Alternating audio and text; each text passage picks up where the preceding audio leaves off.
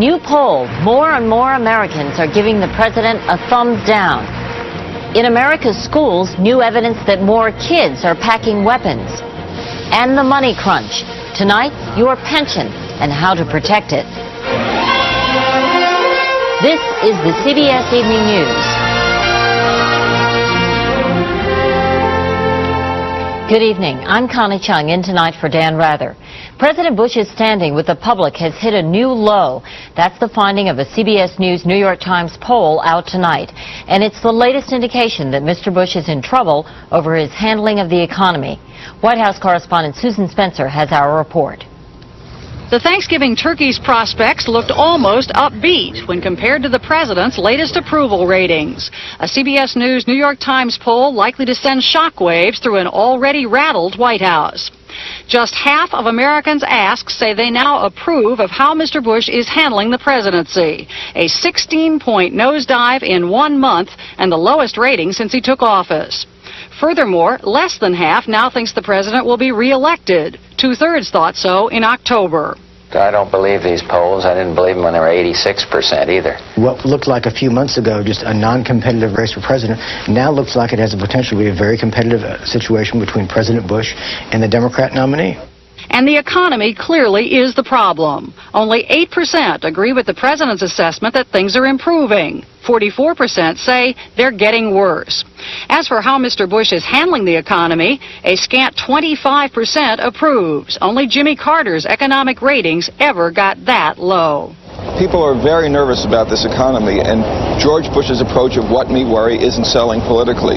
He's in trouble now. It's a different ballgame. The new ballgame finds Capitol Hill Republicans pressing Mr. Bush to act on a new, bold economic plan now, not wait until January.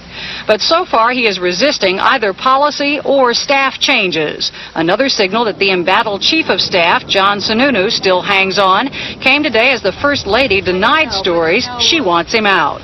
It isn't true, and it's ugly, and I don't like it at all. He knows it's not true. But with numbers like these, there's a sense here that something has to give. The biggest unanswered question in Washington right now is who is Mr. Bush going to tap to head his re-election campaign and perhaps turn these numbers around?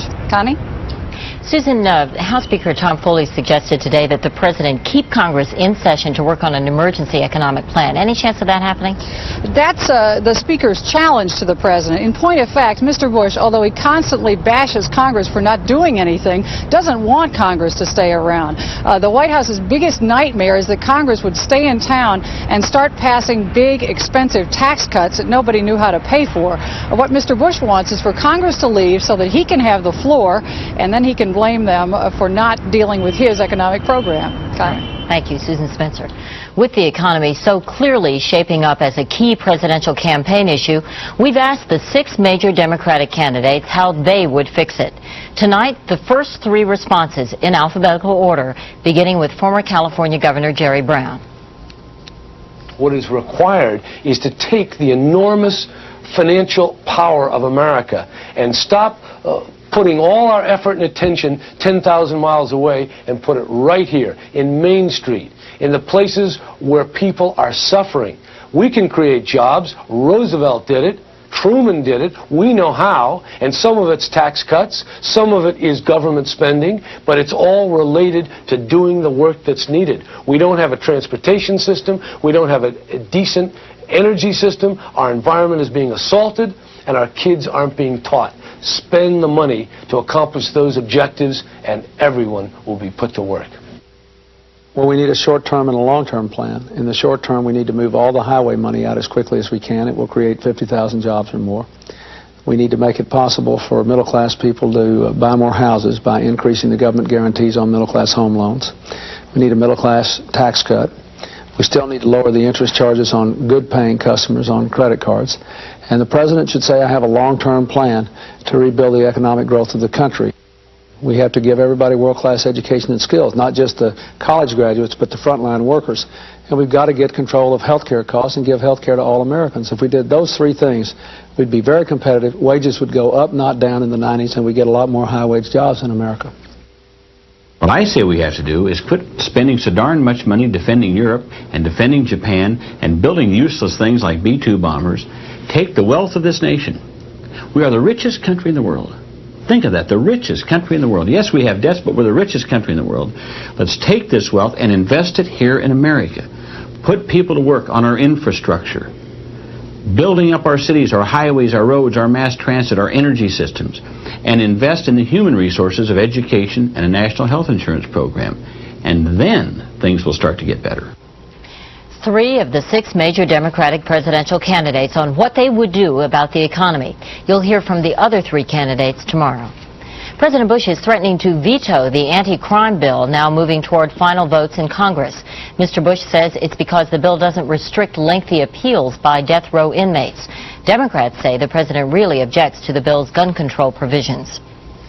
An argument in a New York City high school today ended with one student shooting another to death and seriously wounding a teacher.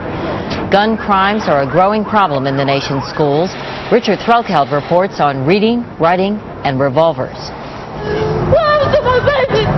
In Columbus, Ohio, one day this fall, a high school football player was shot and killed when he got off the school bus. Put your ID cards on the outside step of the lane this way. In Chicago, they've been searching the school kids for weapons after 26 of them were arrested in a fight in the lunchroom. America's schoolrooms, many of them, are turning into armed camps. Kids are going to school with knives, clubs, and guns. A new CDC survey found fully a third of high school boys carried a weapon of some kind to school in the past month. 1 in 20 students actually brought a gun. Why? Because they're scared, and they've got the bullet wounds to prove it.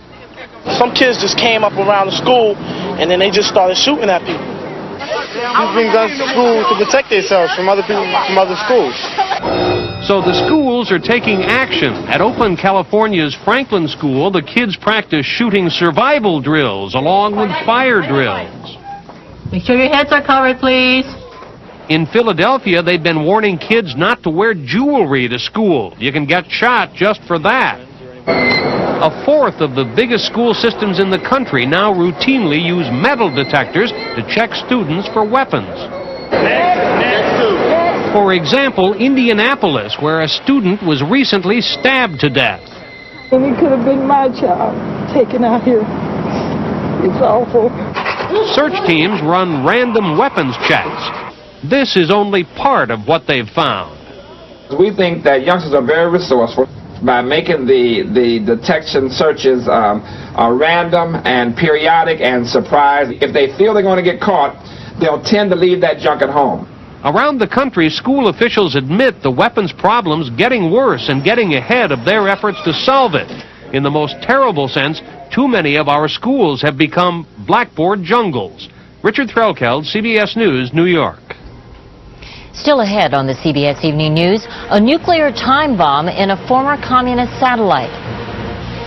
And capitalism in the classroom, a public school run by private enterprise.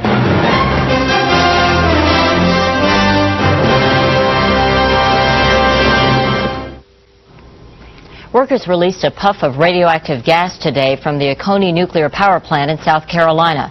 Federal officials say there was no danger. The gas was vented in order to allow workers to go in and clean up 50,000 gallons of radioactive water that leaked over the weekend. The collapse of the Soviet Empire in the Eastern Europe area may have eased the danger of nuclear war, but at the same time, it has increased the danger of disaster at a nuclear power plant. CBS News correspondent Peter Van Sant went to northern Bulgaria for this report on a catastrophe waiting to happen. From the outside, the Kozloduy nuclear power plant in Bulgaria looks like it's been left to rot. Signs of neglect are everywhere. Inside, amid leaking pipes, exposed wiring, damaged vents, and piles of flammable debris, are 4 obsolete Soviet-built nuclear reactors, considered the most dangerous in the world. The smallest blast of steam creates momentary panic.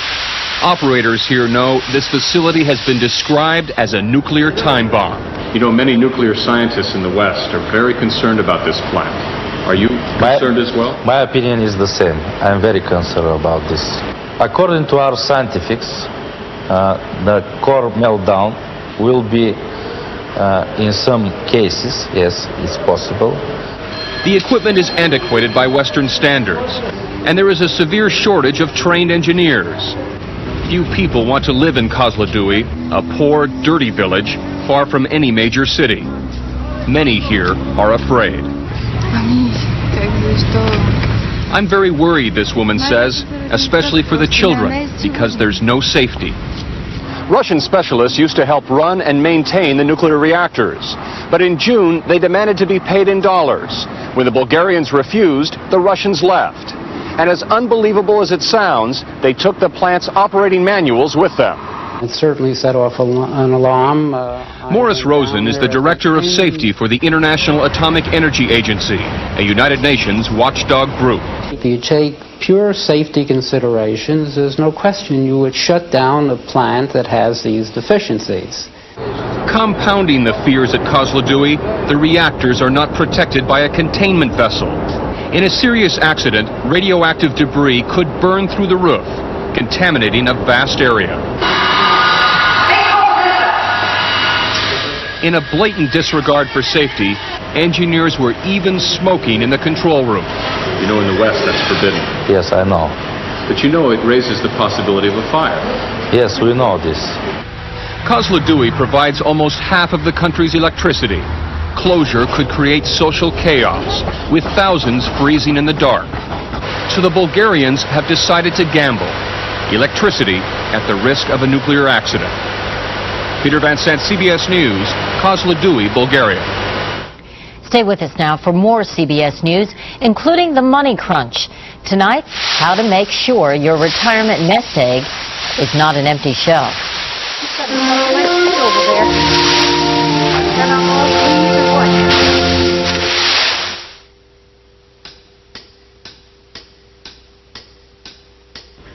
Another setback for Mikhail Gorbachev in his bid to hold the Soviet Union together. Leaders of 7 republics were supposed to initial a treaty today to create a new political union. Instead, they decided to take the treaty back to their respective legislatures. Gorbachev tried to portray the meeting as a success, even though the 5 other Soviet republics, including the powerful Ukraine, didn't even show up. Lebanon today accepted the U.S. invitation to resume Middle East peace talks in Washington next week. No response yet from Syria or Israel. Israeli officials say they'd be willing to meet for a day or two in Washington if the talks then move to the Middle East. U.S. authorities say they've cracked a worldwide money laundering ring centered in Providence, Rhode Island. International bankers and businessmen were among 12 people arrested today. The ring allegedly handled funds for the cocaine smuggling Cali cartel. Prosecutors say $500 million in drug money went through several Rhode Island banks. Now from around the world, more CBS News. It's mission accomplished for an open secret in orbit. The U.S. military released pictures of a new $300 million spy satellite being deployed from the shuttle Atlantis. In California's San Fernando Valley, fires swept through 1,000 acres of bone-dry brush, destroying several buildings and forcing about 100 residents to evacuate their homes. No injuries reported. Magic Johnson arrived home in Detroit today for Thanksgiving with his family.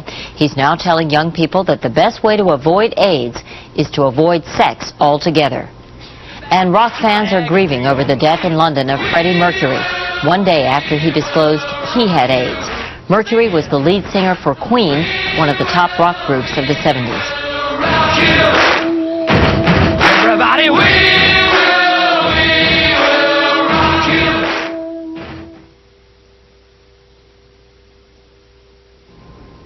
Just in time for Thanksgiving, a turkey recall. Up to 70,000 fresh turkeys distributed by Norbest are being recalled in 9 western states after consumers complained about a bad odor. A spokesman for Norbest said the turkeys in question are not a health hazard, they just smell bad. We'd like to correct an error in Friday's broadcast. In our Money Crunch report, we said America West Airlines had gone out of business. The fact is, America West is in business and flying. We regret the mistake. Now, you've worked for it all your life, but is your pension safe? How can you tell? Money correspondent Ray Brady has some answers tonight in our special series on the economy, The Money Crunch, Making It in America. There's no way with 2 kids in college that I can continue the way I planned it. 27 years an Eastern Airlines pilot, Orland Teachout couldn't believe it. When the U.S. took over the bankrupt airline's pension plan, his retirement check was slashed. Nearly 40%, more than $800 a month, gone. I was floored. I was flabbergasted. I couldn't believe it, knowing that this is going to be it for the rest of my life. Connie and Orland Teachout made the same mistake many workers still make even today. Nobody ever thought about this, talked about it in committee meetings of what could happen to your pension. Everybody thought it was guaranteed. As Orland Teachout learned, these are no longer times of womb-to-tomb security. There are limits on what the government insures. Some pensions aren't insured at all. It's up to you to find out where you stand. What's changing is, number one, the economic environment. Employers aren't able to make the required contributions to the pension plans. Employers are filing for bankruptcy. Employers are falling apart. So start now. Study your pension plan's annual statement every year, especially the investments. They should be a balanced mix of stocks, bonds, maybe some real estate. If one part looks out of balance, ask the company why. Ask also if your pension plan is guaranteed, and if so, by whom. Jacob Jacobson's employer switched its pension to an annuity handled by an insurance company that went bust on junk bonds. His pension's been cut nearly a third. I got the shaft. That's what I got. If your pension's been converted to an annuity and you're worried, your plan might allow you to switch the money over to what's called a rollover IRA, or individual retirement account. With that, you control how and where your money is invested. If you don't look out for yourself, you may not be looked after. That's right. So check now. Ray Brady, CBS News, New York. Coming up next, Eye on America. Tonight, the education crisis. Does this Miami Beach classroom hold the solution?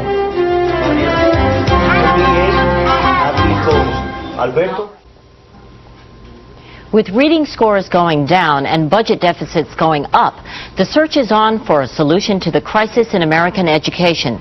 In tonight's Eye on America, Juan Vasquez looks at one bold experiment, a public school that's been turned over to a private corporation.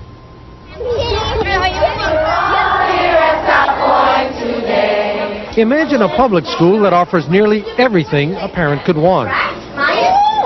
A neighborhood school in an attractive new building. Modern classrooms equipped with fancy computers and all the necessary tools of learning. 15 students per teacher instead of the usual 30, under the guiding hand of a dedicated principal. We really believe that what we're trying to do is going to make a difference in the lives of children everywhere, not just here. And best of all, a school offering the curriculum and education plan of a private academy in a free public school. For some 600 children and their parents in Miami Beach, the school is no dream. What are your expectations for your son or daughter? It is an experiment in which the school district has hired a private company, Education Alternatives of Minneapolis, to run South Point Elementary. The company boasts that it raises the test scores of its private school students 1.5 grade levels for every year of school. If the firm can do the same in a public school, educators around the nation may beat a path to its door. What may have worked 20 or 30 or 40 years ago in the educational system, I think may not work now. Can I write on your paper? Instead of the traditional report card, teachers issue detailed progress reports on each pupil. Instead of strict discipline, they take a more relaxed approach. Most important, instead of the same goal for every student, teacher and parent together draw up an individual education plan for the child. What do you want to zero in on? He is very eager to learn Spanish. The students still have to take standardized tests to measure their progress, but teachers and parents are required to meet regularly to find out how the children are really doing. Parents are invited to visit the classroom, even to help in the teaching. I've had parents to really open up to me and even cry because they were so excited that I was interested in their, not just their academic growth, but their personal growth. Well, we had a parent conference and she asked us what our family was like. That was her first question, and we had never been asked anything like that before in a private school setting, and we were very impressed because somebody really cared about how our family worked. Jeff and Bambi Blum moved their son Michael from a private school to South Point Elementary because they found it so promising. The plan they developed for Michael, along with his teacher, is designed to ensure that he keeps learning at the advanced level he reached in private school. Fish in the sea. Marta Moreno was ready to move her twin daughters outside the school district. They stayed because of South Point. First of all, I've seen them wanting to go to school. Actually, one of them was sick the other day, and I said, no, you can't. And I said, oh, but I want to go to school. That really impressed me. It's more interesting than the other schools. In the other schools, sometimes I used to fall asleep in class and stuff because they were so boring. If all this sounds too good to be true, well, there is a catch: money. Administrators say South Point Elementary is not receiving special treatment from the school district, but the private company has pledged to raise more than $2 million from private corporations over the next 5 years to supplement the budget. Emmanuel? Teachers say it will take at least 2 years to show that these children are learning more. But if the South Point experiment can be shown to work, the ultimate lesson may be that quality education carries a quality price tag. Juan Vasquez, CBS News, Miami Beach. And that's our news. I'm Connie Chung, sitting in for Dan Rather. I'll see you again tomorrow night. Thank you for joining us, and for all of us at CBS News, good night.